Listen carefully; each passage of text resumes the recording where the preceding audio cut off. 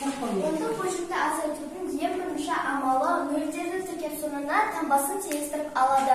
Екінші бір амалы үтірді тура келтіріп, астына жазады. Азайғыштың азайтып, азайтқышты қойып алып, дәл жауабын табады. Дұрыс па балалар? Тіркеп жазамыз, үтірдің астына тұрып қоямыз дейді. 0,25. 0,25. Дұрыс. 5, 6, 4, 6, 1 бал.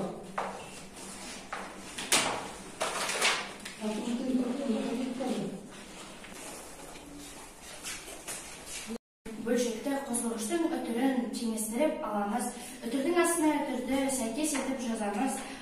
Баған түрінде бөліп ап, қосындысын табамыз.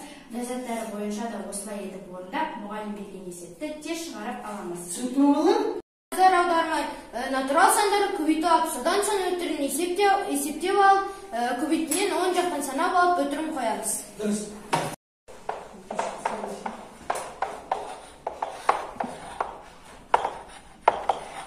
Үшін өтірге назар аудармай, натурал сандарды көбейту алып, содан соң үтірін санап алып, көбейтінен оң жақтан санап алып, үтір қоямыз. Мысалда 6 бүтін болды. Дұрыс. Енді бөлуге келдік, е? Ондық бөлшекті ондық бөлшекке бөлу үшін үтір берін жылжытып, соңына дейін бөлгіштің соңша орынға жылжытып, бөлінгіштің үтірін. Бөліндіні табамыз. Үтірге назар аудармай, бүтін бөлікті бөліп ап, бөліндіге үтір қоямыз. Дұрыс. Дұрыс. Дұрыс. Құрбан. Дұрыс шықса, артында әріп бар. Сол әріпті. Мынада шуға болады. Мынша шықты.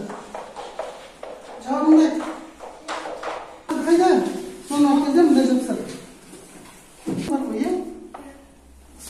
Енді бізде әріптер. Алпамысты күн көреміз. Қосымы 9, 7, 3, 4, 2. Қандай қай жерде? Вот балар. Қандай ғалымның аты шықты? Архимед. Атақты ежелгі грек ғалымы, е? Бәрі бөлу екен, е? 5, 6 ғалым, 7 жәмилә, 8.